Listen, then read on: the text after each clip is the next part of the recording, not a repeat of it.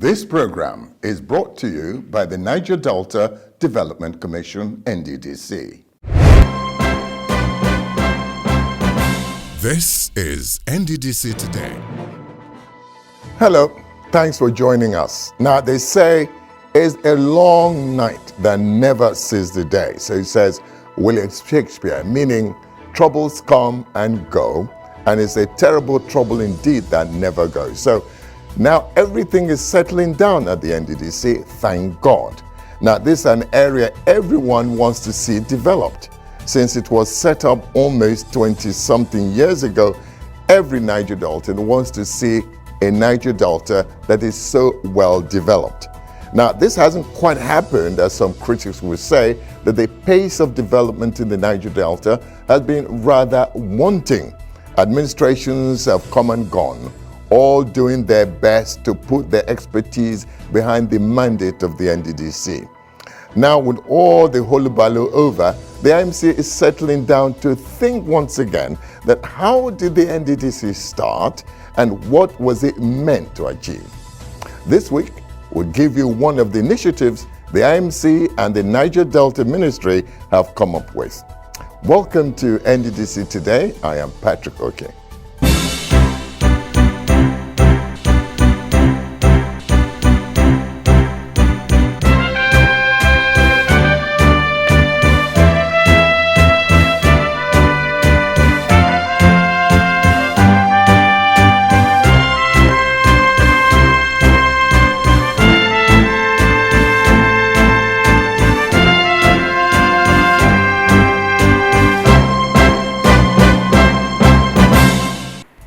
Hello. Now, when the NDDC was established in the year 2000, Niger Deltans were agog. Finally, some organ that would collectively see to the economic and political growth, social growth of the people of the Niger Delta. 30 million strong, 175 local governments, most of whom were homogeneous because all the people across the Niger Delta are plagued by the same problems: soil erosion, lack of economic opportunities, the killing of agriculture as a mainstay of its own economy, and so many things. No investment in small-scale industries. Problems were similar across the 9 states of the Niger Delta. So it was thought then in 2006 that a master plan for the whole area that would involve all the stakeholders, all the governors, and even the federal government, so that a workable plan that would depend on each other's contributions and cooperation to bring projects that would benefit the entire Niger Delta would be in place. So in that year, the Regional Development Master Plan was launched by the then management of the NDDC. Now, 14, 15 years down the line, people are saying the document was never implemented and that nothing has actually come out of this massive master plan. Today we'll take a look at the origin of this master plan to see some reasons why it may have failed. No wonder then that the Minister of the Niger Delta Affairs, Senator Godswill Akpabio, has suggested that the Regional Development Master Plan of the NDDC in 2006 can still be merged with his own ministry's master plan for the region. The Niger Delta Regional Development Master Plan was developed in 2005, was considered a major masterstroke of the NDDC, meant to jumpstart and guide the step-by-step development process of the Niger Delta region's economy, infrastructure, and human capital development deficits, and considered as the tallest among every other project ever embarked upon by the NDDC. Since abject poverty was a major feature of the people of the Niger Delta region, the Niger Delta Regional Development Master Plan was designed to pursue poverty reduction, largely through improved agricultural productivity, plus the development of micro and small-scale enterprises. It also aimed at accelerating economic growth for the region through improved infrastructure and industrialization. With human resource development, institutional development, capacity building, and environmental protection as general foundations and enablers. designed by GTZ of Germany with input from an array of stakeholders in the region, the plan was unarguably judged in many quarters to be the most comprehensive document of government ever put together. The lifespan of the document was 15 years at a cost of $50 billion, and at full implementation would turn the Niger Delta region into the desired El Dorado. To ensure a buy-in of the master plan from all stakeholders in the region, the then management boards of the NDDC embarked on tours of the region to solicit support for the initiative from the then state governors of the region. Town hall meetings were also held across the region to ensure that everyone who mattered was carried along with the initiative. The successful launch of the Master Plan Blueprint document in 2005 by President Olusegun Obasanjo was said to be a major breakthrough by the Commission. Stakeholders in the region then believed the document will address the many shortfalls hindering the development of the Niger Delta, with high commendations from within and beyond the Niger Delta. It's good that we have a plan, that everybody tries to partner and coordinate their activities to make the maximum use of the resources available. The master plan is a roadmap, so it is for us to now implement it with some degree of passion and dedication and zeal. The way it should work. It is okay. It's a plan of action. You must have a plan of what you want to do. So the plan has been written out and properly spaced, so we just follow the plan, we get there. Well, if they are faithful in the implementation, I think Nigeria and Niger Delta in particular will move forward. The implementation of the Niger Delta Regional Development Master Plan was designed based on 15 years of 3 phases, which were namely the foundation phase that was proposed to run from 2006 to 2010, the expansion phase 2011 to 2015, and the consolidation phase 2016 to 2020. But 15 years down the line, some stakeholders are saying nothing ever happened with that plan.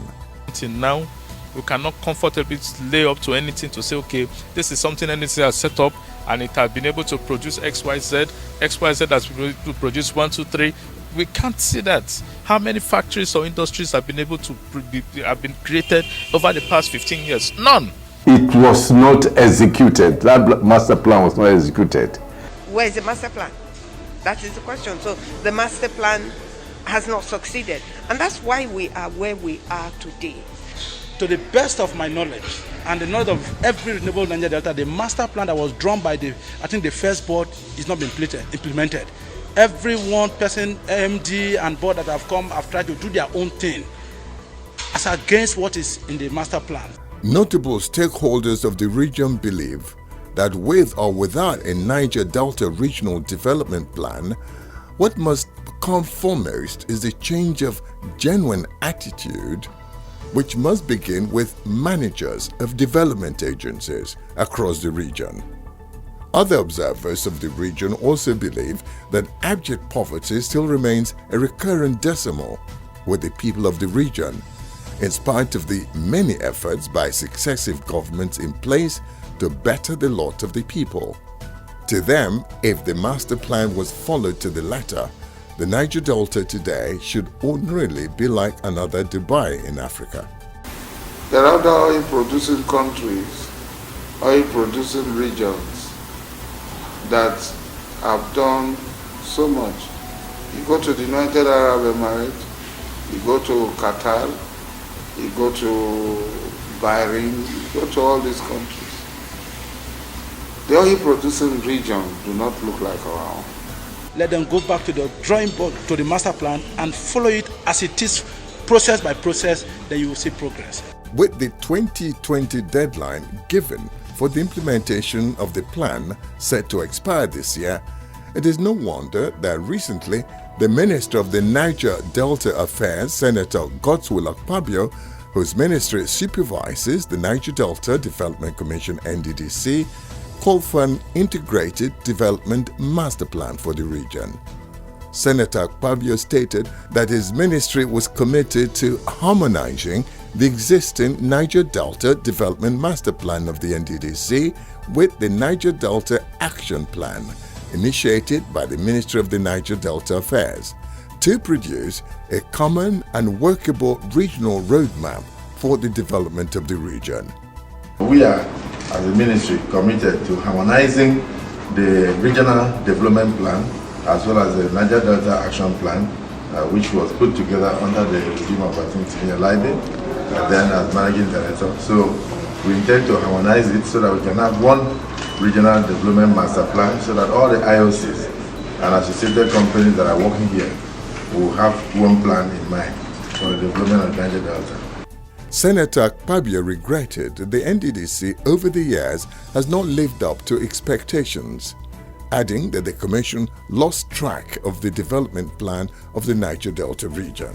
Whether we like it or not, this child has not grown well in 19 years. The child could have done far better. When you look at it, juxtapose it with the fact that this development started way back in the days of Ampare. Then look back and realize that the first attempt at Niger Delta development, a commission of this nature, was started in 1958. Then you look at the resources that have come from this area to assist Nigeria to develop. Then you turn around and look at the shanties, even around you, and then look at the people on canoes struggling to look for clean water. Then you will know that either we lost focus or we lost track of the developmental plan of the Niger Delta. There is no doubt that over the years, effort by stakeholders in the development of the Niger Delta region have been on parallel basis. Thus, federal, states, local government and multinational oil companies have not made any comprehensive plan and adopted any uniform implementation plan to achieve the much desired development of the region. In all, it is the expectation of all Niger Deltans that when the envisaged master plan enunciated by the minister comes into being, it will avoid the pitfalls that plague the Niger Delta Regional Development Master Plan. Now, the jury is still out on the desirability of that master plan and the factors that have made it so far ineffective. Now, in the same period, 2006, the federal government was thinking of the Niger Delta. The EastWest Road is a major highway that links the major oil-producing states of the Niger Delta, and it was hoped that with this road, the communing of the states would be enhanced and economic activity among the oil-producing states would have a highway.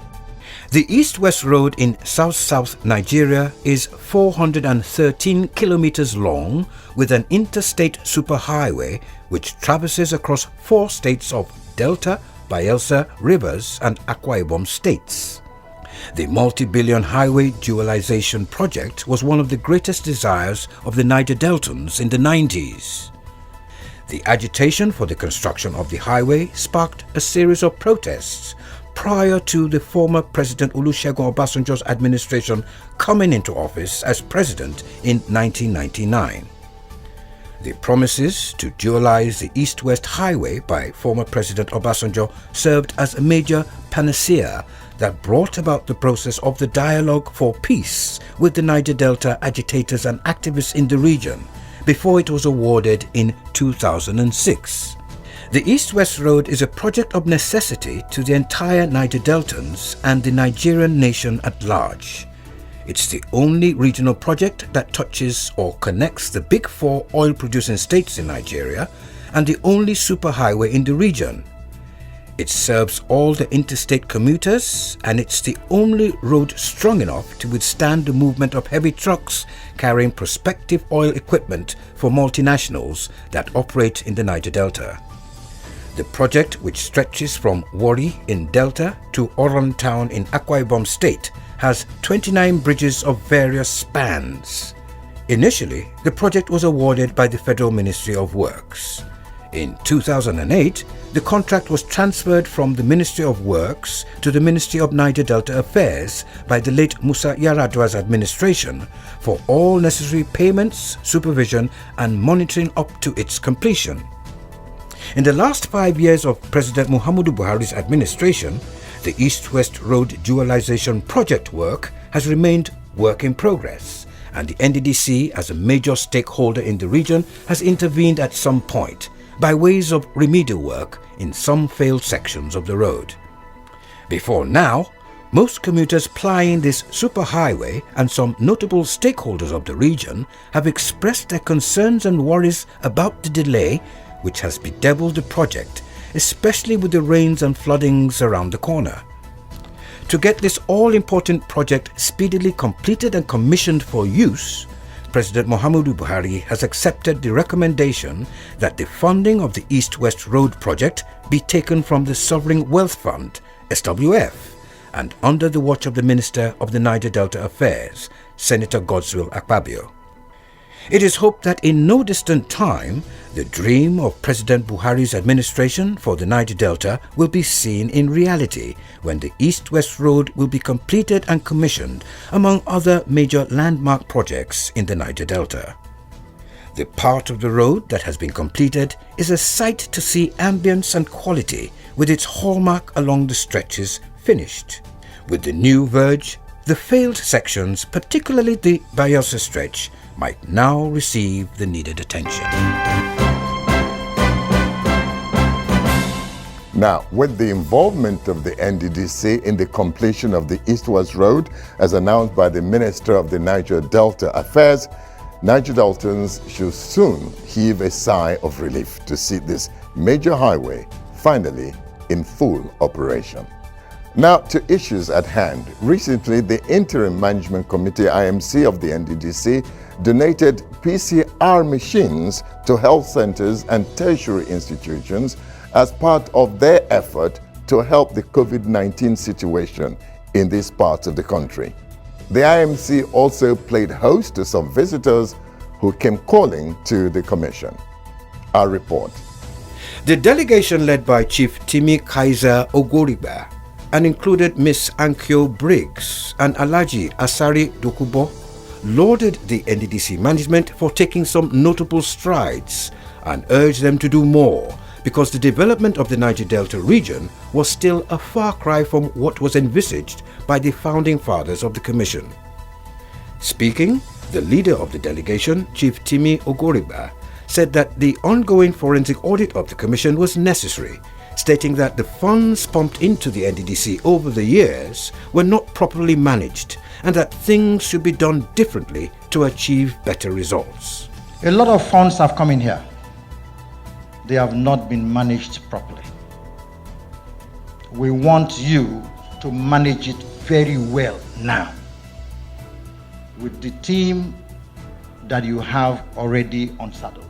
The development of the area is a far cry from what we wanted.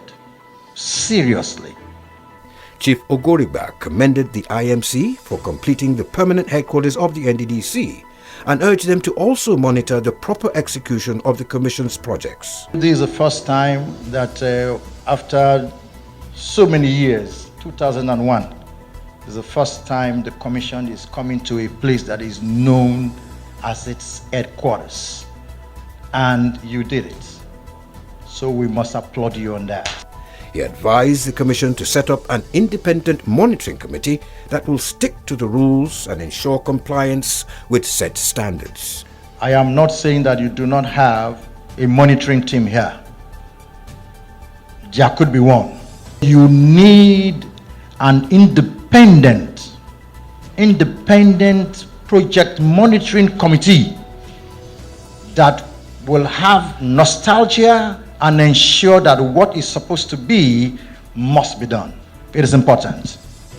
In his response, the acting managing director of the NDDC, Professor Kemebadi Kumoponde, said that the IMC was poised to reposition and refocus the Commission as directed by President Muhammadu Buhari. Professor Ponde expressed sadness that the NDDC, which was set up as an interventionist agency, ended up performing the functions of local and state governments, thus limiting its capacity to intervene where necessary. Nddc was set up as an interventionist agency, but it has ended up doing the functions of the local governments and the state governments. It's no longer intervening. The Nddc boss further said that the Commission has in recent times saved about 1.6 billion naira from overstated milestone of contractors in just 15 projects through its project monitoring of contracts led by the Executive Director of Projects, Dr. Cairo Ojugbo.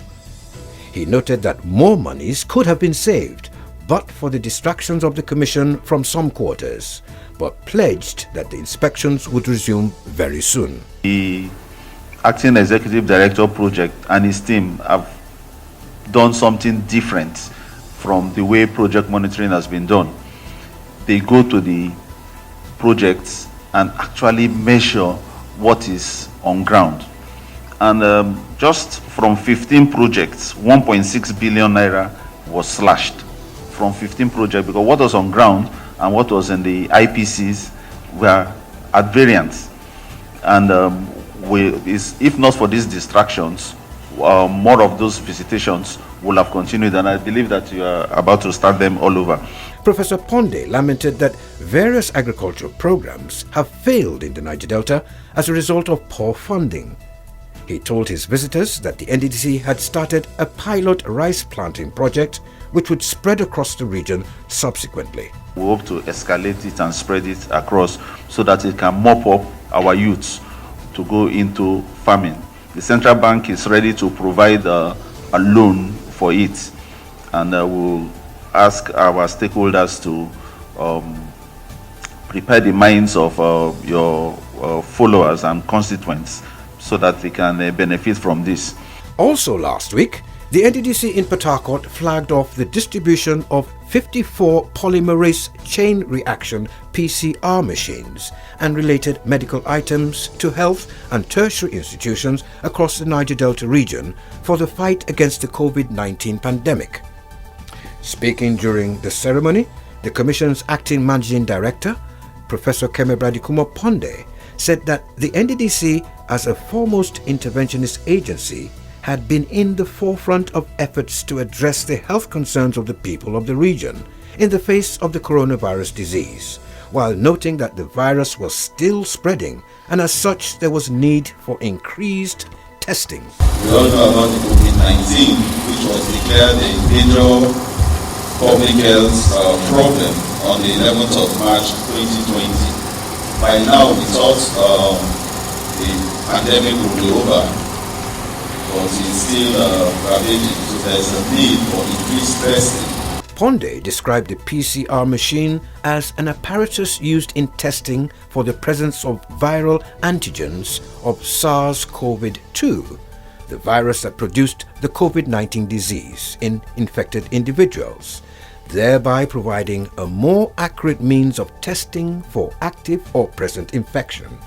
He revealed that the Commission sought and obtained validation of the equipment from the Nigerian Center for Disease Control, NCDC, before they were purchased.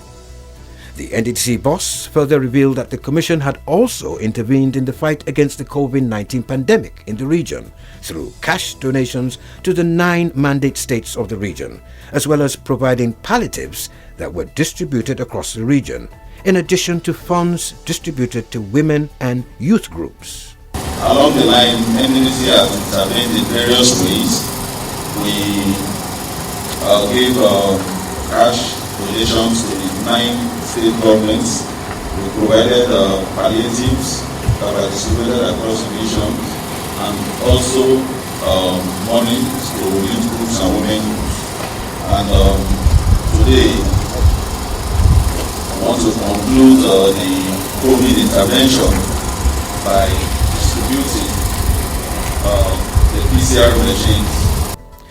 Also speaking, the acting executive director projects of the Commission, Dr. Cairo Ojugbo, said that Nigeria has done well in the fight of the COVID-19 disease, stating that the Nddc has contributed immensely to this effort. As it is today, Nigeria has done very well in the fight against COVID. and the Nddc has contributed immensely in the fight against COVID. We must thank the President and thank the Minister for giving us the opportunity to contribute. The Nddc recently released a press statement disowning an alleged UK account calling for the remittance of 3% levy by oil companies. We'll bring you details of that press statement by the Commission. It has come to the attention of the Niger Delta Development Commission, Nddc, that a security agency working with unauthorized private individuals is coercing international oil companies to pay the 3% levy due to the Commission to a private account in the United Kingdom. This is an alarming development and a clear case of illegality by elements within that security agency. We wish to state that the law setting up Nddc does not provide for the collection of its revenue by any agency other than the Commission. Secondly, extant rules, particularly the Treasury Single Account TSA regime, mean that all revenue due to any agency of government can only be paid to that agency's account in the Central Bank of Nigeria. The Niger Delta Development Commission wishes to alert the general public and all stakeholders that it has not authorized any security agency to collect remittances on its behalf. Such payments and/or remittances shall never count as statutory payments to the Nddc. Accordingly, any oil company invited on such purposes should insist on payment of any such sum to the Nddc account with the Central Bank of Nigeria, but not to any other agency's account. Any security agency wishing to recover unremitted funds from the international oil companies or other oil companies operating in the Niger Delta region should do so in collaboration with the management of the Nddc, and such refunds should be directed into the account of the Nddc with the Central Bank of Nigeria, but not otherwise.